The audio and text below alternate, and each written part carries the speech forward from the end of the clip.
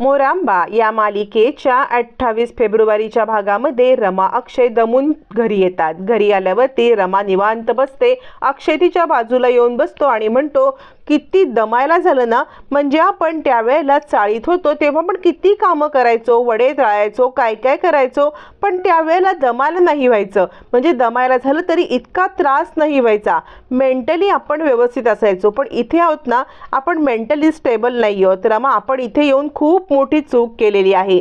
रमा म्हणते, पण आईंसाठी आपल्याला इथे थांबणं गरजेचं आहे ना, त्यामुळे मनातून हा विचार काढून टाका। आता एकदा निर्णय आपण घेतलाय, त्या निर्णयावरती आपण मात्र ठाम राहूया, असं म्हणत रमा आता इकडे अक्षयला समजवत असते आणि ती सांगत असते, आता आपल्याला आईंचा विचार करायला पाहिजे, आपला नाही। आणि चला तुम्ही जेवून घ्या बरं। पण दोघं इतके थकलेले असतात की जेवणाचं त्यांना भानच राहत नाही। दोघं पडल्या पडल्या त्या जागीच झोपे जातात।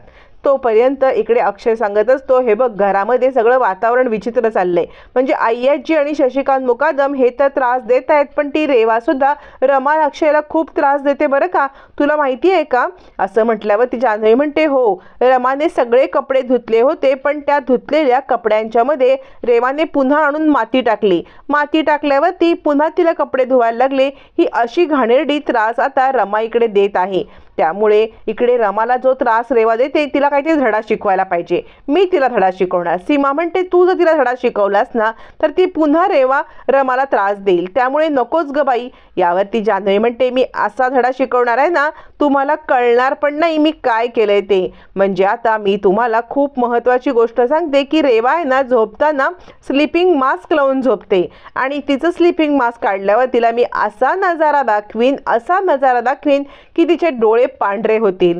रमावरती काहीच नाही येणार हं, असं म्हणत जान्हवी भन्नाट प्लॅन करते। सीमा म्हणते, बघ, तू काही कर, पण या सगळ्यामध्ये माझ्या रमेला त्रास होऊ देऊ नकोस, असं म्हणत सीमा आता इकडे जान्हवीला व्यवस्थित प्लॅन करून त्रास दे असं सांगते।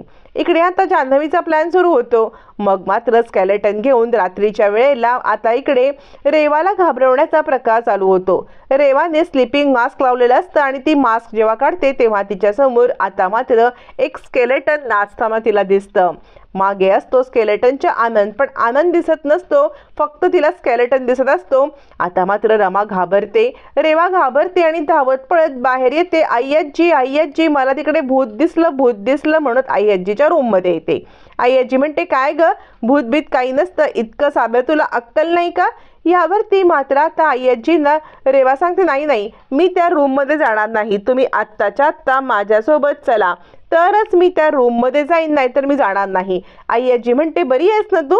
अगं, तिकडे माझी इथे म्हातारी मी, तू मला हा त्रास देणार? चल जा, पळ तुझ्या रूम मध्ये। रेवा सांगते, मी माझ्या रूम मध्ये एकटी जाणारच नाही, तुम्ही माझ्या सोबत आलात तरच मी जाईन, चला आत्ताच्या आत्ता तुम्ही इथून चला, असं म्हणत ती आता आई आजींना आपल्यासोबत रूम मध्ये घेऊन येते। पण तोपर्यंत इकडे आता आनंद तो स्केलेटन घेऊन बाहेर येतो आणि त्यानंतर आई आजीला घेऊन रेवा रूम मध्ये येते आणि म्हणते, इथेच मी पाहिलं होतं, इथे भूत होतं। आई आजी म्हणते, ये बघ, ये कुठे आहे भूत? काय मूर्ख रेवा, कुठच्या जगात वावरतेस आणि कुठच्या जगामध्ये हे सगळं विचार करतेस, मला काही कळतच नाहीये।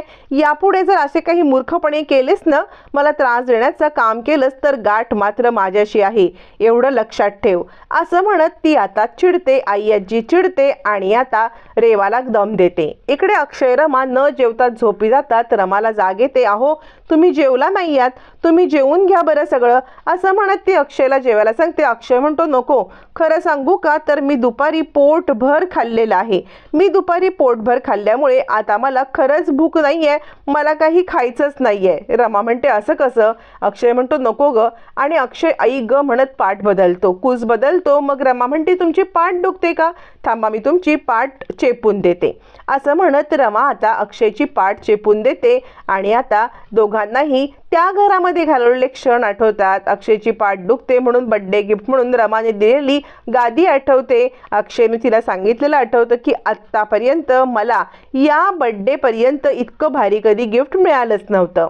अक्षय रमाला त्या दोघांचे क्षण आठवतात। दुसऱ्या दिवशी सकाळी डायनिंग टेबलवरती सगळेजण बसलेले असताना रमा गरम गरम पराठे वाढत असते, पण रेवा त्यावेळेला फोनवरती बोलत असते। रेवाला ऑलरेडी पराठा वाढल्यावरती रेवाचं लक्ष नसतं, नंतर पराठा थंड होतो।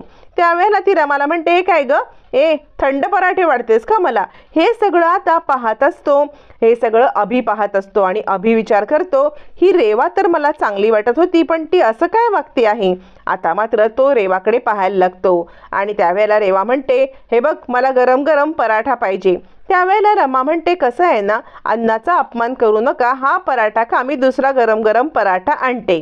त्यावर ती रेवा म्हणते, तू मला अक्कल शिकवायची नाही, ब्ला ब्ला ब्ला, मला तुझं ऐकायचं नाहीये, मला फक्त गरम पराठा पाहिजे, बस इतकंच. असं म्हणत ती आता रमाला गरम पराठा आणायला सांगते आणि आपल्या कानावरती हात ठेवून देते. त्याच वेळेला मात्र आता रमा दुसरा गरम गरम पराठा आणते आणि तो गरम गरम पराठा ती आता समोर टेकते. तो पराठा इतका गरम असतो की रेवाचा हात भाजतो आणि ती म्हणते, तू हे मुद्दाम केलंस ना, हे सगळं मुद्दाम केलंस ना तू? यावरती रमा म्हणते, मी का मुद्दाम करू, मी मुद्दाम का करू, मी काहीही मुद्दाम केलेलं नाहीये. यावरती मात्र आता रेवा चिडते आणि म्हणते, थांब, तुझं ना पगारच कट करते. हे बघा बाबा, हिचं ना पगार कट करायला पाहिजे. यावरती आता मात्र शशिकांत म्हणतो, हो जा, अक्षयला पण बोलवून आण, पगार कसा कट कर याबद्दल मी तुम्हाला दोघांना माहिती सांगतो. असं म्हणत एक बोर्ड आणला जातो, एका साईडला ड्रायव्हर, एका साईडला मोलकरीण, 5-5 हजार पगार, आणि आता तुम्ही काही चुका केल्यात तर पगार कट होणार. म्हणजे रमाने चूक केली तर अक्षयचा पगार कट होणार, अक्षयने चूक केली तर रमाचा पगार कट होणार. असं तो आता उलट सुलट काहीतरी बोलत असतो.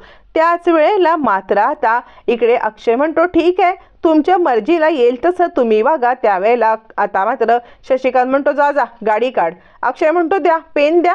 शशिकांत म्हणतो, पेन कशाला? त्यावरती मात्र आता अक्षय म्हणतो, गाडी काढायला सांगितलीत ना, द्या, गाडीचं चित्र काढतो. असं म्हणत अक्षय आता जोक करतो. त्याच्यावरती शशिकांत म्हणतो, कुठून येतात ही लोक? अगं काय करतोयस, असं काय करतोयस, गाडी काढता बाहेरची. अक्षय म्हणतो, हो हो, मला वाटलं तुम्ही टाइमपास करताय तर मी पण थोडासा टाइमपास करावा. असं म्हणत अक्षय बाहेरची गाडी काढायला जातो आणि आता इकडे सगळेच जण डोक्याला हात लावतात. तोपर्यंत इकडे आता रेवा येते, डबा भरलास का ग माझा? रमा सांगते, हो मी डबाच भरत आहे. रेवा सांगते, मला स्प्राउट्स हवेत. रमा म्हणते, म्हणजे? यावरती रेवा म्हणते, खरंच ग बाई, साधा स्प्राउट्सचा अर्थ तुला कळत नाहीये तर तुला अक्षय काय बोलतोय हे कसं ग कळत असेल? अक्षय आणि तू एकदम मिसमॅच आहेस. रमा म्हणते, हे बरोबर बोललात हा, मी त्यांची मिस आणि आम्ही दोघं एकमेकांना मॅच.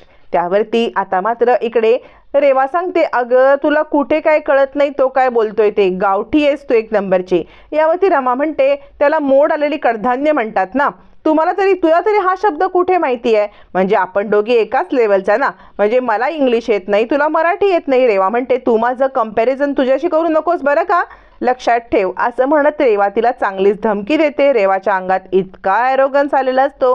आता तिचा ॲरोगन्स मात्र आय्याजी एका क्षणात उतरवणार असते. त्याच वेळेला इकडे रेवा तिच्या पायाला चिखल लागतो आणि तो चिखलाने भरलेला सँडल काढण्यासाठी अक्षयला सांगते, प्लीज माझा हा सँडल काढून द्या. असं म्हटल्यावर ती अक्षयला ऑर्डर सोडते. अक्षय नोकराचे कामं करत असतो. नाईलाजाने तो आता रेवाचा सँडल काढतो. आय्याजी हे पाहते. मात्र आता आय्याजीला रेवाचा खूप राग येतो. ती येते, रेवाच्या एक सणकन थोबाडीत लावून देते आणि लाज नाही वाटत तुला? मुकादमांच्या नातवाला हे कामं सांगतेस? खबरदार रेवा, जर का यापुढे जर का हे तू असंच वागलीस, मुकादमांच्या नातवाला हे जर अशीच कामं सांगितलीस तर या घरामध्ये तुला थारा नाही, तुला इथून बाहेर काढेन. असं म्हणत आय्याची धमकी देऊन निघून जाते. जखमेवरती मीठ चोळायला रमा येते. रमा म्हणते, बघितलंस ना, आम्ही मुकादम एकमेकाशी भांडू, एकमेकांना काही बोलू, पण वेळ आली की आम्ही मुकादम एकत्र होतो. तू मुकादम नाहीयेस, तू या घरची नाहीयेस, तुला या घरची नाहीस, ही जागा तुला नेहमी दाखवून दिली जाईल. असं म्हणत रमा आता रेवाचा अगदी पुरेपूर अपमान करते, तिची लायकी तिला दाखवून देते.